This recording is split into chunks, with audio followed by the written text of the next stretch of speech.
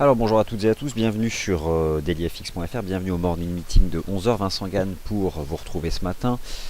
Les marchés boursiers européens sont à nouveau ouverts, c'est quelque chose que vous savez, c'est une semaine importante pour la Grèce, on va revenir sur les éléments justement qui sont à suivre. Vous avez toutes et tous pu suivre vendredi dernier ce rapport NFP aux États-Unis qui a déçu le marché, mais qui concrètement se traduit plutôt par des conséquences positives sur le marché parce que les investisseurs se focalisent sur le fait que la Fed va tout simplement patienter avant de relever ses taux, et c'est finalement quelque chose qui plaît notamment au marché actions. Le CAC 40 dépasse 20% en performance depuis le début de l'année. Aujourd'hui, dans le top 2 de l'indice CAC 40, ce sont les deux titres qui ne montent pas tout simplement depuis le début de l'année. Donc on se positionne finalement sur ce qui n'a pas monté. Le secteur des matières premières soutient l'indice CAC 40, Total, Technip, ArcelorMittal.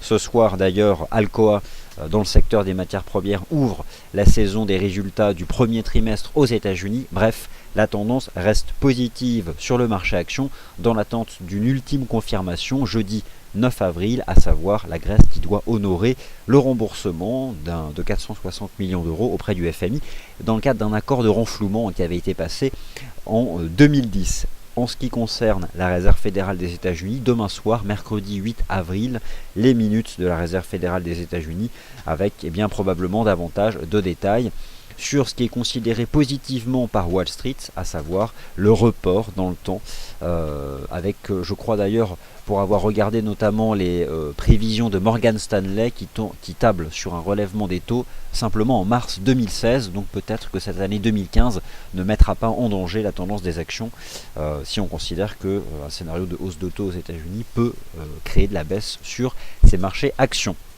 Donc bienvenue, on me confirme que le son est top ce matin, je n'y touche plus depuis jeudi dernier, et donc ça veut dire que j'ai trouvé la bonne façon d'ajuster le son. J'ai pris le temps de vous préparer cet histogramme, donc ce sont des performances arrêtées il y a environ 10 minutes, donc concrètement c'est un graphique qui vous présente le top 10 depuis le 1er janvier des grands indices boursiers dans le monde, donc tout marché action confondu. En couleur verte sont représentés les indices boursiers qui appartiennent à la zone euro, donc pas à l'Europe mais à la zone euro. Et on peut constater que cette zone euro écrase le palmarès des indices boursiers avec le MIB qui est leader, suivi de près par le DAX, et puis après le CAC, l'Eurostoxx 50, l'AEX ou encore l'IBEX 35. Le marché action de la zone euro écrase donc la performance sur le marché action. Et d'ailleurs, globalement, l'euro-dollar a tendance à se stabiliser maintenant depuis 3 semaines. Donc concrètement, la performance, je dirais, retraitée du taux de change euro-dollar des indices de la zone euro augmente, et avec finalement un spread qui s'accroît avec la performance des indices boursiers à Wall Street, qui eux restent globalement flat depuis le début de l'année, mais qui pourraient peut-être sortir de leur torpeur si justement le marché intègre le fait que la Fed ne touchera pas à ses taux d'intérêt cette année ou simplement en fin d'année. Ce qui sera important pour les marchés actions US, et on en parlera cet après-midi dans l'émission Wall Street Insider à 14h15 aujourd'hui, ce sont les résultats des entreprises, les perspectives de profitabilité, et tout commence donc cette semaine avec les résultats d'Alcoa. Alors je vous laisse un peu vous concentrer sur ce palmarès, ce top 10 des grands indices boursiers. On peut noter que le marché action chinois performe bien aussi. Je reviendrai moi aujourd'hui sur le CFD HKG 33, la tendance du marché action de Hong Kong, c'est un peu différent de la place de Shanghai ou de Shenzhen. On parlera de l'USD CNH aussi, qui est peut-être en train de former un support, la tendance de la devise chinoise, en tout cas pour sa cotation réalisée à Hong Kong, mais concrètement c'est la même représentation graphique lorsqu'on étudie la cotation réalisée à Shanghai. Alors, qu'est-il important de savoir cette semaine et de suivre? Aujourd'hui, les indices PMI, donc au sein de la zone euro dans le secteur des services, bon, concrètement, ils sont satisfaisants, notamment en Allemagne, ce qui permet d'ailleurs globalement aujourd'hui aux indices de la zone euro de bien avancer. La France est toujours un peu en retrait, mais finalement c'est noyé dans un ensemble de la zone euro qui est satisfaisant. Je vous rappelle cette chronologie des dates très importantes à suivre sur la Grèce. Vous avez ce soir un webinaire qui sera beaucoup plus complet, qui est organisé à 18h. Le 9 avril, la Grèce qui doit verser 460 millions d'euros au FMI, en vertu des termes d'un accord de renflouement qui avait été signé en 2010. Le 13 avril, 1,4 milliard d'euros de bons du trésor arrivent à échéance. Le principe, c'est que pour que la Grèce puisse les rembourser, elle doit rôler sa dette. En clair, elle doit souscrire un nouveau besoin de financement. L'incertitude, c'est ce qu'elle va trouver de la demande, pardon.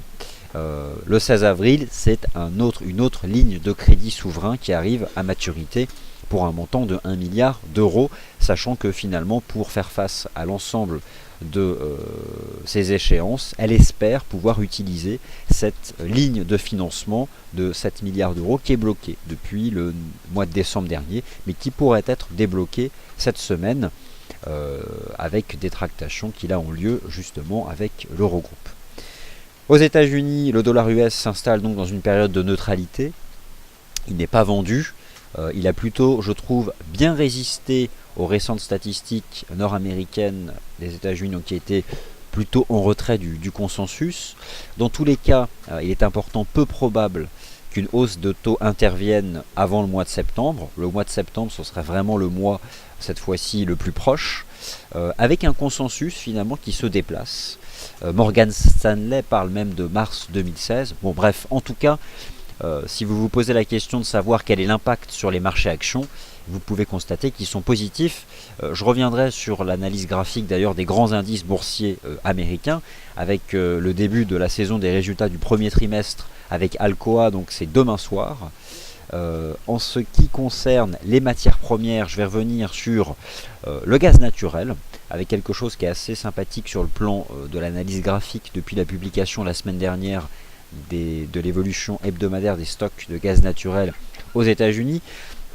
Est-ce que le rapport NFP du mois de mars est vraiment décevant? Ce qui est certain, c'est qu'il a manqué le consensus, 126 000 créations d'emplois.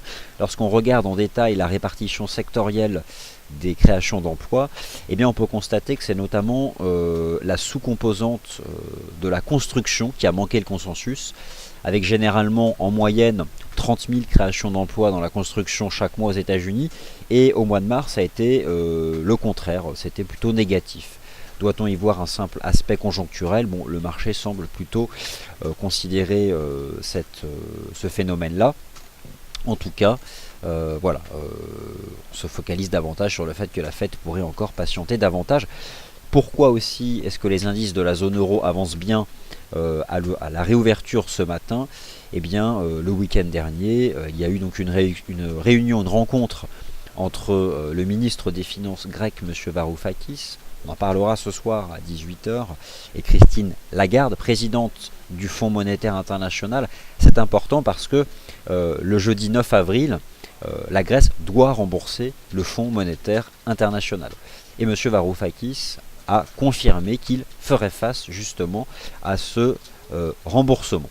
Donc, au final, ce matin, le secteur des matières premières, des matériaux de base, Total, qui est bien placé dans le CAC, la baisse du taux de change euro-dollar, ou encore le fait que le marché s'attend à ce que la Grèce honore sa dette et son échéance avec le Fonds monétaire international, et vous ajoutez à cela un quatrième facteur, les indices PMI dans le secteur des services qui sont globalement satisfaisants ce matin au mois de mars au sein de la zone euro, et la conséquence est que l'indice CAC 40 tente de s'extraire par le haut d'un trading range qui durait depuis une semaine. Finalement, c'est une constante sur les marchés actions de la zone euro depuis le début de l'année. Ils sont fermement haussiers et on s'attend souvent à ce que pendant une semaine, ils perdent 5 ou 6%. Mais lorsqu'on est en tendance, il y a plusieurs façons de consolider cette tendance. Donc consolider dans le sens de lui donner du corps. Soit on fait une correction, un retracement et ça repart. Soit on ne fait pas de retracement, on fait simplement une dérive latérale. Et généralement, c'est ce que choisissent de faire les indices boursiers européens. Ils font le choix de la dérive latérale, jusqu'à ce qu'un jour ait lieu une semaine de correction. Alors, a priori, c'est mal parti pour que ça ait lieu cette semaine, mais bon, on ne sait jamais. Pour que le CAC puisse, je dirais, valider ce signal positif, la clôture journalière est importante. Je pense tout de même qu'on peut déjà s'appuyer sur la clôture 4 heures. Le CAC 40 a ouvert avec un gap haussier ce matin, un trou de cotation que vous ne voyez pas ici sur notre CFD, mais que vous pouvez constater en regardant le graphique du CAC 40 standard sur n'importe quel autre site boursier. Un gap haussier au-dessus justement du range. Alors généralement, lorsqu'on étudie, je dirais, les bases de l'analyse technique, tendance haussière, range et gap haussier pour sortir par le haut du range, c'est plutôt un schéma classique de reprise de la dynamique ascendante. Si c'est le cas, les cibles théoriques, vous les connaissez, tout simplement un report de l'amplitude du range au sein duquel l'indice évoluait depuis le 17 mars. Vous vous souvenez toutes et tous aussi du 26 mars dernier avec un chandelier japonais en marteau qui était bien présent sur le DAX, le CAC et l'Eurostoxx 50, et finalement ce marteau du 26 mars était précurseur de ce que vous observez ce matin, à savoir une tentative de résolution haussière ici du range en place depuis 3 semaines sur les marchés actions de la zone euro. Donc eh bien, on peut désormais considérer que les 5100 points sont probablement support sur l'indice CAC 40, et il y a ici donc une première cible. Je vais utiliser pour cela ces extensions de Fibo. Je vais faire apparaître voilà 5189. Donc voilà, 5189 pourrait être la cible cette semaine sur l'indice CAC 40. Alors on peut jeter un œil à de nombreux indices boursiers, sachant que le MIB a ravi au DAX sa place de numéro 1. Le MIB est leader non seulement au sein de la zone euro, mais est leader sur le plan international. C'est-à-dire que le marché action italien, à taux de change domestique, en euros, là, est tout simplement le marché action le plus performant depuis le début de l'année. Donc vive l'Italie. Et l'analyse technique, elle, du MIB, vous la connaissez puisqu'on en parle beaucoup depuis le début de l'année, avait donné donc un signal d'achat sans appel, qui a suivi d'ailleurs peu de temps après l'IBEX, à savoir le débordement des sommets de l'année 2014, avec un pullback sur 22 550 points, et voilà donc ici une nouvelle cible qui est atteinte, une résistance de l'année 2011. Donc, pour savoir jusqu'où peut aller ce MIB, eh bien c'est toujours pareil, il suffit d'aller chercher dans le passé les niveaux de résistance, et la cible reste toujours, sur ce marché action italien, de rejoindre les 24 500 points. Ce sera quand même là un bel objectif sur ce marché action italien, et aujourd'hui on donne un signal en débordant les 23 375. De manière générale, les indices boursiers européens étaient capés par des résistances depuis la mi-mars, soutenus par la moyenne mobile à 20 jours, et finalement cette dernière s'est approchée des cours par le bas et a permis, les a poussés en fait, imaginez, voilà, elle les a poussés par le haut, elle les a fait sortir de ce range. Jetez un œil à notre CFD sur l'Eurostoxx 50, c'est assez limpide, avec ce matin donc un signal qui est en cours sur cet indice. Alors l'IBEX a vraiment fait le job, si je puis me permettre. Il a réalisé nos anticipations qui étaient celles d'un rattrapage. Alors, il n'égale pas encore la performance de l'Eurostoxx 50, mais il rattrape clairement son retard. Il monte plus vite, forcément. Et aujourd'hui, il donne un beau signal en cassant justement, en sortant par le haut d'un range là aussi, et en brisant donc les 11 631. Bon voilà, il tend tranquillement vers les 12 000 points, au même titre que le MIB tend vers les 24 550 ou que le CAC tend vers les 5182, sa prochaine résistance. Le DAX est en retrait d'un point de vue graphique ce matin, d'un point de vue aussi des performances. Là aussi, ce n'est pas surprenant, je dirais qu'il avait pris de l'avance. Le titre Lufthansa a aussi tendance à appuyer sur la performance de ce marché. D'autre part, le DAX n'est pas très pondéré en valeur appartenant au secteur des matériaux de base ou de l'énergie. Il n'y a pas dans le DAX une grande compagnie pétrolière comme Total. En ce qui concerne les matériaux de base, on en trouve beaucoup plus dans le FTSE que dans le DAX par exemple, ce qui d'ailleurs aujourd'hui explique en partie que le FTSE réalise une belle performance. On va en parler du FTSE, un indice sur lequel au-dessus des 6700 points je privilégie la dynamique positive, mais en tout cas voilà, comment vous devez aujourd'hui comprendre un peu les différences de performance, tout n'est histoire de composition sectorielle. Total reste un poids lourd du CAC, et le CAC est aujourd'hui aussi aidé par Sanofi. Le DAX n'en reste pas moins haussier. On était sorti par le haut ici le 30 mars d'une configuration en drapeau. Je ne sais pas si on peut réellement parler de drapeau, parce que si ça avait été le cas, on aurait rapidement inscrit de nouveaux sommets historiques, ce qui n'a pas été le cas, mais ça reste quand même haussier, et ce, tant qu'on se maintient au-dessus des 11 900, et même finalement, tant qu'on se maintient au-dessus de cette ligne de tendance haussière, qui existe sur l'indice allemand depuis le 21 janvier 2015. Donc au final, eh bien, sur le très court terme, on peut en effet évoquer un range entre 11 900 et 12 120. Ça c'est un fait. Aujourd'hui, en utilisant l'analyse technique intraday, le DAX ne fait pas partie de ces marchés qui réalisent de nouveaux sommets annuels. Donc pour les stratégies positives, mieux vaut se tourner du côté du CAC, de l'IBEX ou du MIB, probablement d'ailleurs du côté de l'IBEX puisqu'il a du retard. Le CAC n'en reste pas moins attractif. Que penser maintenant du FTSE? Alors vous l'avez compris, je commence par le marché action, hein, si ce n'était pas assez limpide. Le FTSE a tenté aux alentours du 23 et du 24 mars de déborder ses sommets historiques dans un mouvement assez peu significatif, et puis il les a plus ou moins réintégrés. Cependant, je considère qu'au-dessus des 6700 points, la probabilité que ce marché inscrive de nouveaux sommets historiques cette année et réalise une performance à 2 chiffres, car au moment où je vous parle, il gagne à peu près 5% depuis le début de l'année, reste importante. Donc concrètement, j'y crois encore, dans la capacité notamment ici de notre CFD UK100 de déborder les 7000 points. L'analyse technique nous montre que ce marché réagit bien ici sur une ligne de tendance haussière qui existe en liant ici le creux de marché du 15 décembre et le creux de marché du 15 janvier, c'est pas compliqué, 15 décembre, 15 janvier, ce qui vous donnait le point bas ici du 1er avril, permettant aujourd'hui au marché action britannique de bien performer, hein, tout simplement. D'ailleurs, ça peut être aujourd'hui, je pense, justement intéressant de jeter un œil à ce qui se comporte bien dans ce marché action anglais. Je vais tout de suite vous donner cette information en allant justement le chercher. Alors, voilà.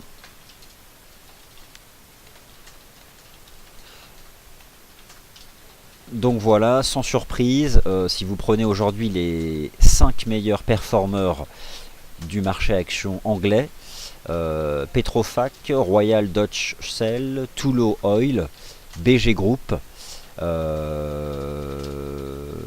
et pas loin on a quand même Rio Tinto ou encore Xstrata. Bref, l'énergie et les matériaux de base soutiennent aujourd'hui la cote en Europe. Et c'est pourquoi le DAX est en retrait, hein, parce que ce n'est pas lui qui en est composé en grande majorité. C'est davantage le secteur automobile pour le DAX. Alors justement, je vous ai parlé de tous ces marchés actions, et je pense que le FTSE peut une nouvelle fois tenter de déborder les 7000 points. Mais vous l'avez compris, aujourd'hui, ce sont les secteurs des matériaux de base et de l'énergie qui sont à l'honneur en cette semaine qui verra Alcoa publier ses résultats du premier trimestre. Qu'en est-il de nos CFD sur les matériaux de base et l'énergie? Commençons par le gaz naturel.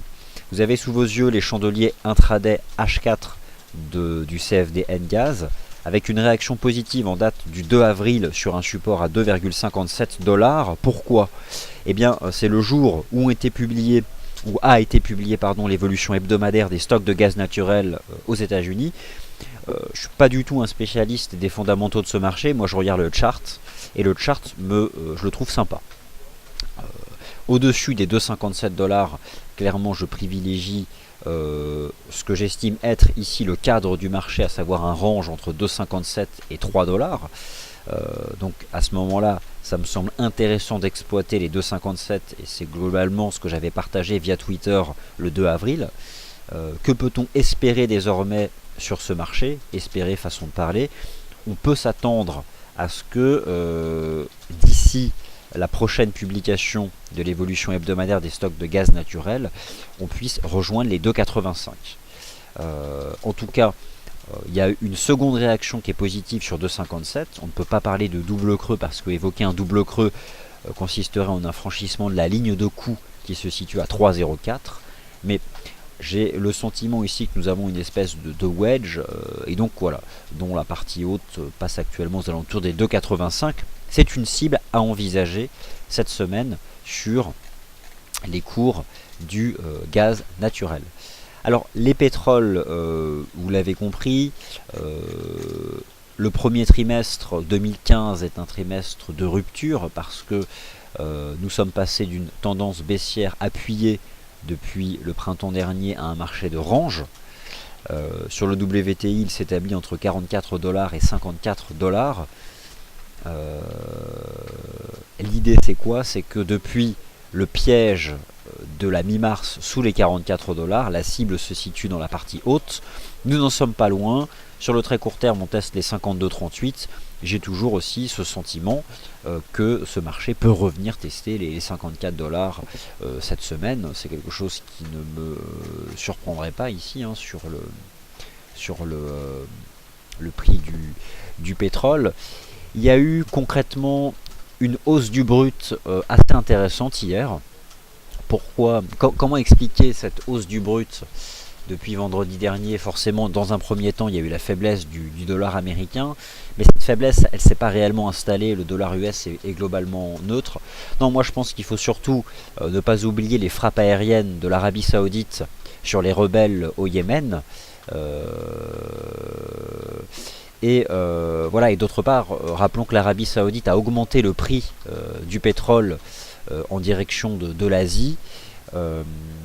Voilà, ça fait partie, je pense, des éléments géopolitiques qui créent de la pression positive depuis quelques séances et qui entretiennent en tout cas l'oscillation ici de ce contrat dans ce range compris entre 44 $ et 54 $. Et aujourd'hui, donc voilà, ça fait aussi partie des éléments qui soutiennent le secteur de l'énergie. Le titre Total, hein, mais pas simplement. Regardez dans le FTSE, Royal Dutch, vous prenez encore dans le MIB le titre Eni. Si vous observez aujourd'hui la performance du MIB, ça va être intéressant je pense de jeter un œil au MIB. Pourquoi? Parce que c'est le meilleur performeur des indices boursiers dans le monde entier, pas seulement au sein de la zone euro. Aucun indice boursier ne bat le MIB cette année, c'est un fait. Et sans surprise, aujourd'hui, Saipem et Eni mènent le marché action italien. Donc voilà, c'est aujourd'hui ce qui s'impose sur les marchés actions, à savoir ce bon comportement du secteur de l'énergie. Les indices boursiers américains ont réalisé hier une belle séance. Alors dans je dirais des volumes assez faibles, sans surprise, parce que nous étions en plein week-end pascal. Mais d'un point de vue de l'analyse technique, je trouve que les marchés actions US ont réalisé hier une séance qui est plutôt intéressante. J'en parlerai davantage cet après-midi. Pourquoi est-ce que le marché actions US a bien progressé en dépit de statistiques qui sont globalement bonnes mais inférieures au consensus? Parce que d'une part, on se projette peut-être sur des trimestriels qui pourraient être satisfaisants. Alors il va falloir avoir réellement des trimestriels solides, hein, ce sera décisif pour un marché action US qui est globalement neutre depuis le début de l'année, ce qui n'est pas réellement le cas du Nasdaq ou du Russell qui eux progressent de 3 à 4%, mais les indices S&P 500 et Dow sont globalement stables.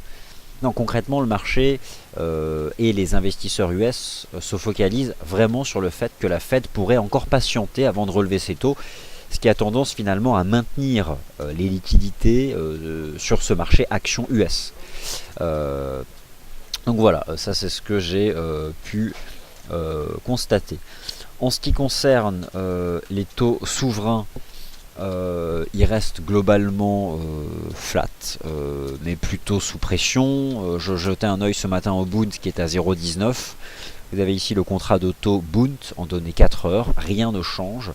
C'est un trading range entre 156 points et 160. L'idée, c'est que depuis le lancement début mars, lundi 9 mars, du programme de quantitative easing de la Banque Centrale Européenne, c'est de viser la partie haute du range. Ça prend beaucoup de temps parce que on voit que c'est dans un espèce de canal ici à faible pente, mais voilà, j'ai toujours finalement cette anticipation que ce marché soit en mesure de rejoindre ce niveau de prix des 160 à une vitesse qui est très lente et qui peut finalement créer de la frustration dès lors qu'on s'expose sur ce marché à l'achat.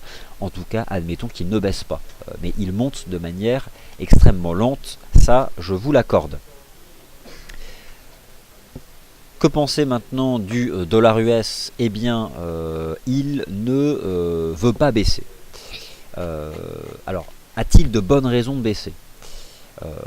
En tout cas, il réagit quand même à ces statistiques qui sont en retrait du consensus et au déplacement temporel des anticipations de relèvement du taux d'intérêt des Fed Funds, c'est-à-dire qu'il ne monte plus. C'est déjà quelque chose qui est important, il ne monte plus. Donc il y a un impact, mais il ne baisse pas. Donc au final, ce marché se maintient dans un range qui est établi ici sur notre CFD Dow Jones FXM Dollar Index entre 11 886 et une ligne de tendance baissière qui existe ici sur ce marché depuis le 18 mars. Et cette fameuse conférence de presse du gouverneur de la Fed, d'ailleurs demain soir il y a les minutes, il y a ce rapport qui va venir décortiquer la dernière réunion du FOMC. C'est un événement, la Grèce est à suivre le jeudi 9 avril, ce sont les minutes de la Fed qui sont à suivre demain soir. Avec un impact attendu justement sur le dollar américain qui lui reste haussier. Alors transition justement, venons-en à l'évolution des paires en dollars. L'eurodoll, que dire de l'eurodoll pour le moment? Il a ouvert à 1,0930. Il est monté à 1,1036, 1,1050 hier.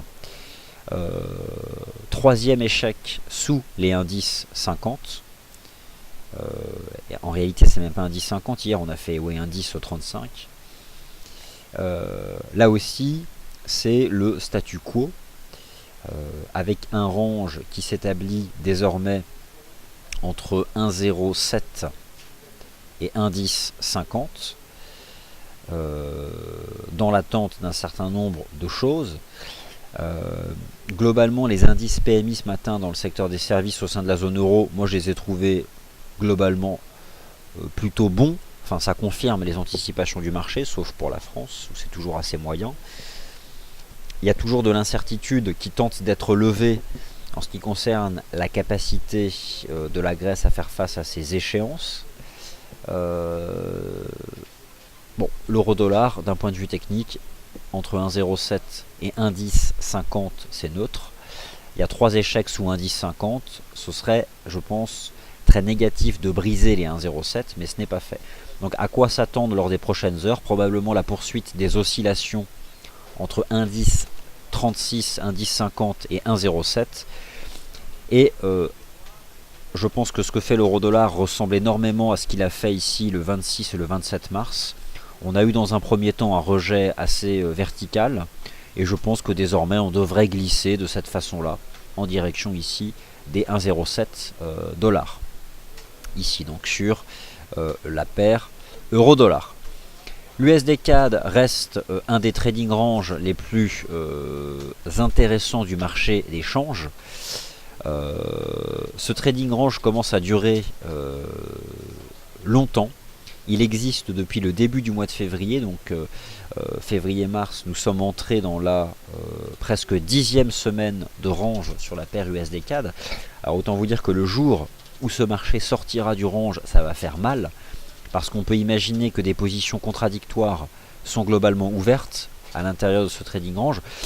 Pour avoir jeté un œil au positionnement des traders particuliers qui tradent chez FXM sur l'USD CAD dans le monde, il y a un équilibre des forces en termes de positionnement, et donc le jour où on va sortir de ce range, une bonne moitié des traders particuliers verra ses positions débouclées. Il y aura un mouvement qui sera probablement significatif. Pour le moment nous sommes à l'intérieur, et donc j'aurais toujours tendance à dire qu'au-dessus des 1,2380 nous pouvons rester dans ce range, et que ça reste toujours un niveau de support intéressant à acheter. Bon, vous connaissez par cœur l'USD CAD, finalement rien ne change depuis bientôt 10 semaines. Que penser maintenant des autres paires de devises, et notamment donc du dollar australien? Vous avez un article sur notre site qui, je pense, résume bien ce qui se passe sur le dollar australien. Je vais vous montrer ce graphique avec donc un statu quo de la RBA qui a entraîné des rachats de short sur l'AUSSI. Moi je vous invite à étudier ce graphique ici en données journalières sur l'AUD-USD, qui vous montre que ce marché est toujours couvert par une ligne de tendance baissière en place depuis plusieurs mois, et un niveau de support à 0,7560. L'idée c'est qu'il y a deux scénarios possibles. revenir chercher justement les 0,7750 qui serait une opportunité de vendre, ou la possibilité qu'un jour on casse justement les 0,7560, ce qui dépendra, je pense, pour beaucoup du dollar US et probablement demain des minutes de la Fed. Bon voilà, c'est pour l'instant ce que je peux vous dire. Et en utilisant ici les chandeliers H4 de l'AUD USD, on retrouve à la fois ce trading range entre 0,7590 et les 0,7912. Ça me paraît peu probable qu'on va chercher 0,7912. Regardez, il y avait ici une ancienne ligne de tendance en données 4 heures, et finalement le marché vient la taper. Donc j'aurais tendance à dire que voilà, sous les 0,77, 0,7750, il y a quand même un risque de le voir retomber. Et nous avons ici cette ligne de tendance aussi qui peut être attrapée.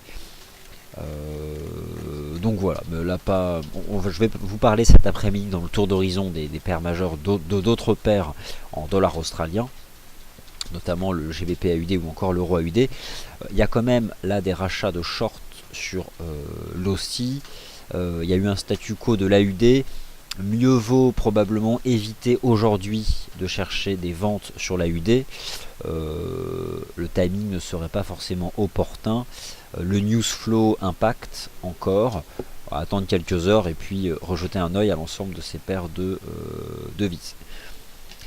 Le GBP USD, rien ne change aussi sur ce marché depuis le 18 mars, à savoir qu'il s'établit dans un range, lui aussi, entre 1,4730 et 1,50. Un range de 300 pips qui est aussi présent sur l'euro dollar entre 1,07 et 1,1030, 1,1050. Étant donné qu'on rejette à nouveau sous les 1,50, j'ai le sentiment qu'à court terme, nous pourrions rejoindre les 1,4740 au même titre que l'euro dollar pourrait rejoindre les 1,07, 1,0720 lors des toutes prochaines heures. Je pense qu'on a aussi quelque chose à exploiter de manière assez limpide sur le plan graphique sur le NZD USD, avec là aussi un nouvel échec sous les 0,76. Je trouve qu'il y avait probablement même une opportunité de vendre le NZD USD avec ce nouveau test sous les 0,76. Il y a désormais ce type de compression. Le risque cette semaine sur le NZD USD serait de passer en dessous des 0,74 et de revenir à 0,71-75. En tout cas, bon, on avait tenté en mars de dépasser 0,76 pour bloquer sous la résistance hebdomadaire des 0,77. On a fait une nouvelle tentative ici et un nouvel échec sous 0,76. Voilà, globalement sous 0,76 sur le NZD USD, sous 0,7750 sur la UD USD, sous 1,50 sur le GBP USD, sous 1,1030, 1,1050 sur l'euro dollar, ou encore au-dessus des 1,2380 sur l'USD CAD, ou encore au-dessus des 119 sur l'USD Yen. Globalement, ce sont des anticipations qui restent de manière, je dirais, assez surprenante, globalement positive sur le dollar US. Pourquoi? Eh bien, même si le marché reporte ses anticipations dans le temps, il n'en reste pas moins que parmi toutes les anticipations de politique monétaire dans le monde, une seule est concernée par des anticipations de hausse de taux, c'est la Fed. On en saura plus demain soir.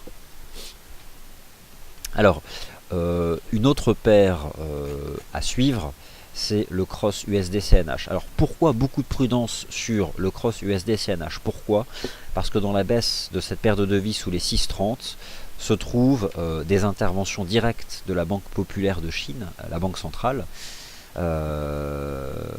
D'ailleurs la marge de trading est relativement forte sur cette paire de devises, eu égard au fait qu'à tout moment la Banque centrale de Chine peut intervenir. Mais d'un point de vue de l'analyse technique, j'ai le sentiment que ce marché est en train de former un creux au-dessus des 6,1880 et des 6,19. J'ai le sentiment que cette paire de devises pourrait au moins rejoindre les 6,2238. Elle était ce matin sur support ici, au-dessus des 6,1914. Voilà, j'avais tweeté ce graphique ce matin et je pense que cette semaine nous pourrons rejoindre ces 6,2240. Beaucoup de prudence eu égard au fait qu'il peut y avoir, et dans cette chute verticale d'environ 1000 pips se cache une tentative de la Banque populaire de Chine de lutter contre la baisse du taux de change du yuan. Voilà, c'était plutôt une volonté d'éviter que la monnaie se déprécie trop pour ne pas faire fuir des investissements étrangers. Le yen japonais sera influencé demain, si mes souvenirs sont bons, par une décision de politique monétaire qui est celle de la Banque centrale du Japon. Le consensus du marché anticipe une nouvelle extension du programme de quantitative easing de la Banque centrale du Japon, pas forcément demain, mais a priori lors de la réunion du mois de juillet. Si cela devait avoir lieu demain, autant vous dire que le yen serait sous pression, donc c'est probablement une monnaie à suivre lors des prochaines heures. Mais globalement, je trouve que le yen est sous pression et je m'intéresse à ce qu'est en train de faire notamment le GBP yen. Alors mon graphique là n'est pas très à jour, mais je vais essayer d'ajuster tous ces éléments là d'ici cet après-midi. Ce que j'observe sur le GBP yen, c'est qu'il a bien tenu le niveau des 176, que globalement, si j'épure mon chart et que je monte d'un horizon de temps, voilà, il y aurait une possibilité de voir le GBP yen à nouveau tenir les 176. Il y a une ligne de tendance ici que je surveille sur le GBP yen et qui passe au-dessus du niveau actuel des cours. Alors il ne faut pas spéculer sur ce que pourrait être la politique, la décision de taux demain de la Banque centrale du Japon, mais j'aurais tendance à dire que au-dessus des 176, il y a une possibilité de voir le GBP yen grimper cette semaine. Et lorsque je regarde les chandeliers H4, j'ai aussi le sentiment ici que, alors il y a cette ligne de tendance là qui est à surveiller, moi je m'intéressais notamment à celle-là, avec, voilà, j'ai une espèce de rounding qui est fait. Bon, disons que revenir chercher les 180 yens, c'est quelque chose qui est possible cette semaine. On fait quand même quelque chose qui est assez différent de ce qu'on avait fait ici en janvier et début février sur le GBP yen. Mais voilà, moi au-dessus des 176, je pense que nous pouvons aller chercher les 180, voire les 181. J'abandonnerai complètement, mais vraiment complètement, mon anticipation positive si ce marché brisait les 175,80 cette semaine. Ça fait partie des paires en yens à suivre d'ici la Banque centrale du Japon. Il y a une autre paire de devises dont je vous avais beaucoup parlé la semaine dernière, c'est le CAD yen, avec un range à exploiter qui a vraiment bien fonctionné. Le CAD yen construit un range entre 94 yens et 96,70. Il y a eu un piège le 31 mars, une tentative de cassure qui s'est soldée par un marteau, ici intraday, et un grand corps ensuite, qui permettait finalement dès le 31 mars d'envisager un rallye haussier du CAD yen en direction de la partie haute. C'est souvent ce qui se passe. Prenez par exemple le pétrole, il fait un range entre 44 et 54, on a fait un piège sous 44, on a réintégré, et souvent à ce moment-là, on rejoint la partie opposée du range. C'est ce qu'a fait le pétrole, c'est ce qu'a fait le CAD yen, justement le 31 mars avec un piège sous 94. Et je pense que d'ici la nuit prochaine, le CAD yen peut rejoindre les 96,60. La suite des événements dépendra très certainement de ce que va décider la Banque centrale du Japon et surtout de ce qu'elle va laisser entendre au marché. À savoir, va-t-elle étendre son programme de quantitative easing? Elle le peut, rien ne l'empêche. Les récentes statistiques japonaises dans le secteur industriel étaient plutôt décevantes. Elles étaient aussi décevantes du point de vue du commerce extérieur, ce qui peut finalement amener l'institution monétaire du Japon à renforcer toujours plus la taille de son bilan. Donc le CAD yen, il y aura ce qu'on peut appeler un objectif atteint à 96,60 dans le cadre de ce range trading au sein duquel les cours peuvent rester longtemps. C'est plutôt le GBP Yen donc, qui m'intéresse au-dessus des 176. Voilà. Alors toujours sur ces paires en Yen, étant donné que nous avons la nuit prochaine, je regardais le NZD Yen. Le NZD Yen, je vous ai parlé la semaine dernière d'une ligne de tendance haussière qui a très bien fonctionné pour son premier test. Pourquoi son premier test? Parce qu'elle existe dès lors que 2 points permettent de la tracer. Le point bas du 3 février et le point bas du 11 mars permettaient d'attraper un troisième contact ici le 1er avril à 88 sur le NZD Yen. Depuis, le NZD Yen a gagné 200 pips. Je pense que le NZD Yen peut encore progresser, essentiellement du fait d'une baisse du JPY. Alors, tout ce que je dis là, c'est bien sûr, ça peut être complètement pris à contre-pied par quelque chose qui serait surprenant en provenance de la Banque Centrale du Japon, mais c'est pas réellement ce qu'anticipe le consensus. Donc j'aurais tendance à dire que le NZD Yen peut rejoindre les 91,80, et ce, tant qu'il se maintient au-dessus du support, ici à 89,90. Après, je vous laisse jeter un œil sur vos chandeliers horaires ou 15 minutes. D'ailleurs, vous avez le prochain point scalping qui est organisé à 13 h. Et voilà, je vous invite à vous concentrer sur cette jambe de hausse ici, entre 89 et 90,50. Et peut-être qu'on fait une espèce de fanion, de drapeau, avant d'envisager une hausse en direction des 91,80. Bon, en tout cas, n'oubliez pas vos paires en yens d'ici la nuit prochaine. Mercredi soir, c'est le dollar US avec les minutes de la Fed. Et jeudi, c'est l'euro avec probablement ce qui sera une annonce positive. Ce serait vraiment dommageable si la Grèce annonçait qu'elle n'est pas en mesure de faire face à son échéance auprès du Fonds monétaire international. Alors, est-ce que l'euro-yen m'intéresse? Eh bien, un peu moins que les autres paires en yens. Donc voilà, j'ai pas réellement d'opinion à formuler sur l'euro-yen. L'AUD yen est moins intéressant, je trouve, que le NZD yen.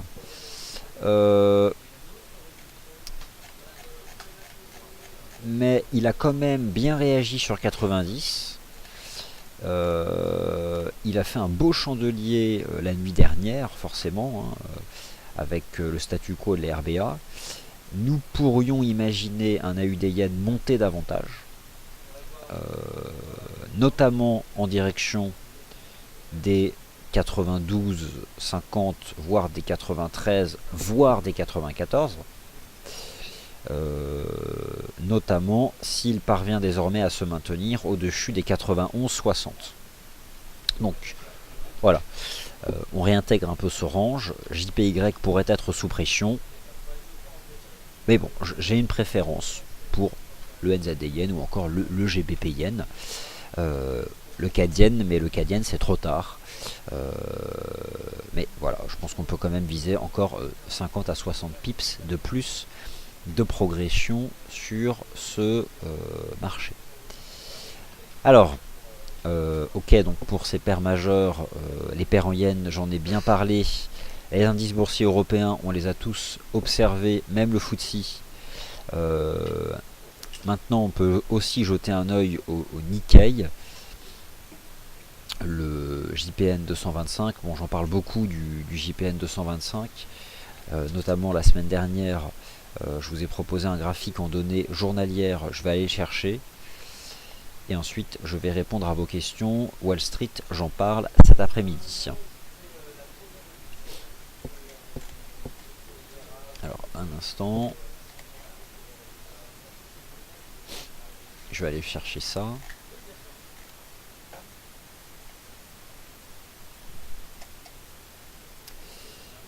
Et ensuite, je réponds à vos questions.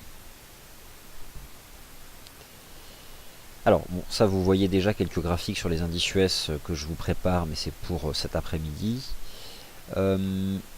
le Nikkei 225 présentait, et je crois vous avoir proposé un article sur notre site ou de nombreux tweets, une opportunité d'achat le 1er avril. Je crois vous avoir proposé un article le 2 avril.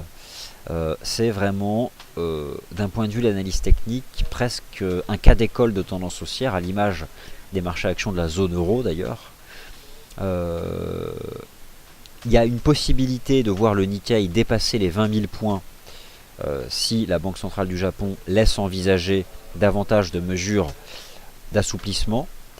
L'analyse technique nous enseignait la semaine dernière la réalisation d'un marteau sur le support des 18 938 points. Le Nikkei est sorti par le haut d'un drapeau lors de la séance du 6 avril. Je pense que nous pouvons aller rechercher 20 000 points. 20 000 points, c'est ce que je visais pour cette année. Mais je pense que nous pouvons même aller plus haut et rejoindre notamment une résistance vieille, notez bien, de 15 ans. Une résistance vieille de 15 ans à 20 833 points, qui est une résistance de l'année 2000. Donc, ça reste haussier. Et il y avait quelque chose qui m'intéressait beaucoup le 1er avril, à savoir l'association prix-étude du momentum en appliquant l'analyse chartiste sur le momentum, ici l'indicateur technique RSI. Dans un marché haussier, généralement, l'indicateur technique RSI évolue entre 50 et 80, et dans un marché qui est fortement baissier, entre 20 et 50. Ici, sur le RSI journalier du JPN 225, c'est vraiment propre. Il y avait à la fois un marteau sur le support à 18 938, un RSI sur le support des 50. J'ai pas touché à mon graphique depuis jeudi dernier, étant donné que je suis parti en week-end pascal et que je suis revenu ce matin. Et je constate donc que l'analyse technique a bien fonctionné. Et je pense que nous pouvons aller chercher 20 000 points et même au-delà, avec ce qui serait la nuit prochaine des annonces ou des attentes d'annonces de la part de la Banque centrale du Japon. Tout se passe la nuit prochaine à 5 heures du matin. C'est à 5 heures du matin que la Banque centrale du Japon prendra sa décision. Mais il n'y a pas que ça qui compte. Le 9 avril, vous avez aussi le rapport mensuel de la Banque centrale du Japon. Donc concrètement, les séances de bourse du 8 et 9 avril sont très importantes à la fois pour le yen et pour le Nikkei. Voilà. Il y a vraiment de l'actualité monétaire qui concerne le Japon, et forcément ça influencera directement et le yen et le Nikkei.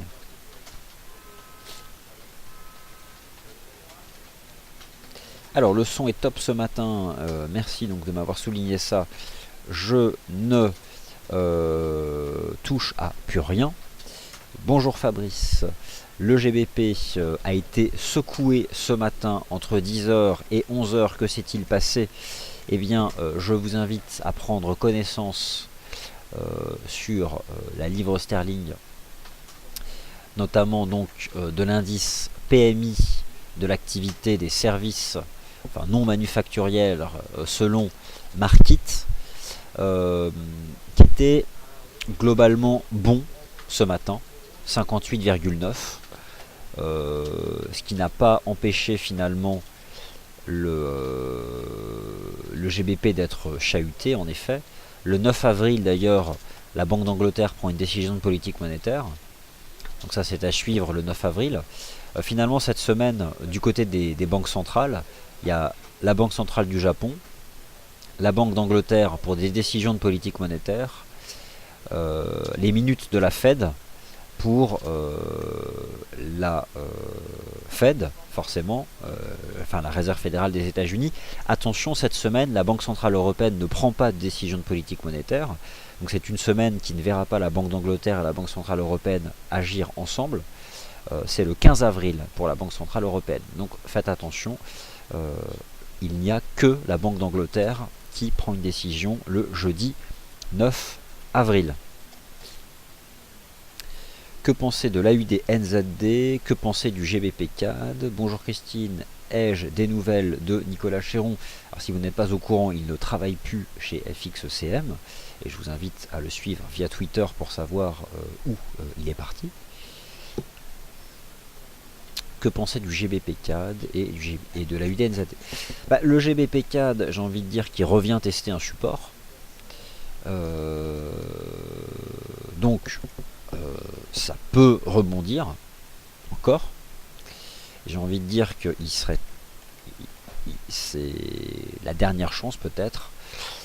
Je sais pas, j'ai toujours finalement l'impression qu'un jour ou l'autre un support finira par fonctionner. Qu'est-ce que je peux vous dire tout de suite maintenant sur le GBP CAD? C'est qu'il est sur support. Certes, on y revient de manière violente. Moi, j'aurais tendance à dire que le support peut encore tenir. Je sais pas, je ne fais pas le marché, je n'ai pas de boule de cristal, mais nous sommes sur support, ce qui signifie que pour une stratégie positive, soit vous trouvez ça trop risqué parce que vous n'aimez pas le fait que le marché revienne dessus après avoir fortement rebondi le 27 mars, soit vous considérez que c'est une seconde chance. Ce qui est certain, c'est que ce qui n'a pas changé, ce sont les paramètres du money management, à savoir un stop de protection qui peut être établi justement en dessous du support. Donc c'est sportif, mais on revient tester une nouvelle fois le support et ça peut à nouveau fonctionner, et ce tant que le niveau des 1,85 fait office de support, tout simplement. Alors, qu'est-ce que je pense de la UD NZD? Eh bien, je n'en pense pas grand-chose, si ce n'est que la UD NZD rebondit. Est-ce qu'il peut rebondir en direction des 1,0350, 1,04? C'est la question justement que l'on peut se poser. Je n'ai pas la réponse car je n'ai pas encore pris le temps de l'étudier, mais c'est promis, je ferai ce travail graphique d'ici l'émission Wall Street Insider.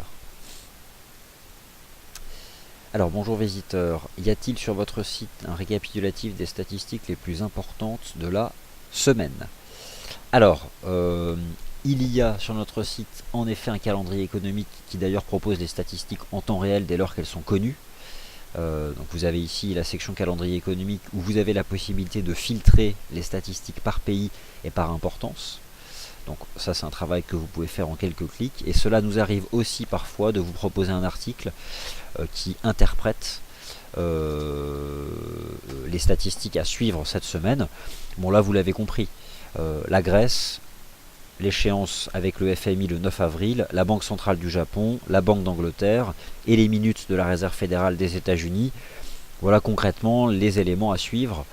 Et puis la nuit dernière, c'était la Banque centrale d'Australie. Et concrètement, vous terminez par le rapport sur le marché du travail au Canada vendredi prochain. Et vous avez fait le tour des statistiques qui comptent cette semaine, auxquelles vous devez ajouter le point de départ de la saison des résultats trimestriels aux États-Unis.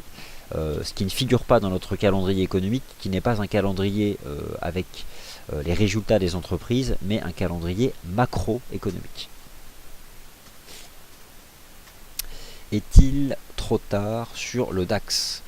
Tout dépend ce que vous entendez par trop tard et ce que vous cherchez à faire sur le DAX. Moi, ce que je peux vous dire, c'est qu'aujourd'hui le DAX n'est pas un indice qui donne un signal technique. Le DAX sous-performe aujourd'hui, essentiellement dû au fait qu'il n'est pas composé de titres appartenant au secteur de l'énergie ou au secteur des matériaux de base, ce qui explique que le CAC, le FTSE ou le MIB encore avancent davantage. Le CAC, le MIB et l'IBEX franchissent des résistances en intraday, faut confirmer ce soir. Le DAX, non. Et sur le très court terme, il s'est installé dans un range de 300 points, entre 11 900 et 12 100. Si vous souhaitez interpréter le DAX en chandelier 15 minutes et faire du scalping sur le DAX, ce qui n'est pas ma tasse de thé, mais ce qui est celle de notre analyste Sylvain Logadana, cela se passe à 13 h, ici même. Et enfin, bonjour Patricio, qu'est-ce que je pense des métaux précieux? Eh bien, qu'est-ce que je pense des métaux précieux et qu'est-ce que je pense notamment de l'once d'or? C'est une question difficile. L'once d'or a progressé depuis vendredi dernier de manière, je dirais, assez réduite, mais il a progressé car dans un premier temps le dollar US a été sous pression. J'aurais tendance à dire que l'once d'or reste sous résistance à 1220 dollars. J'aurais du mal à vous donner des anticipations sur l'once d'or, mais elle serait plutôt baissière sous les 1220 dollars. Je n'ai pas encore eu le temps d'avoir un gros focus sur mes charts des métaux précieux. Mais globalement, ce sont des marchés neutres depuis le début de l'année, avec notamment ce range sur les cours de l'argent métal entre 15,30 et 18,50 et peut-être même un range entre 15,30 et 17,40. Donc le risque à court terme sur l'argent sous les 17,40, c'est de se replier en direction des 16,40, voire des 16. Et sur l'once d'or, j'aurais tendance à dire que sous la résistance à 1220 dollars, il y a un risque de se replier, mais il faut que je prenne davantage de temps pour vous livrer une analyse technique plus précise. Cet après-midi, je me concentrerai donc sur les métaux précieux et les marchés actions US. Voilà, il est 12 h, j'ai répondu à l'ensemble de vos questions, donc merci d'avoir été attentif. Je vous retrouve à 14h15 aujourd'hui. 14h15, attention, l'émission Wall Street Insider, c'est soit 14h15, soit 15h15 en fonction de l'agenda économique aux États-Unis. Je vous invite à en prendre connaissance, et si vous cherchez une façon de découvrir l'agenda de nos webinaires en une seule page, vous avez ici la section programme des émissions qui est très claire. Avec donc par exemple aujourd'hui 1, 2, 3, 4, 5, 6 émissions. C'est presque du non-stop sur dailyfx.fr. Voilà, merci à toutes et à tous et rendez-vous à 14h15.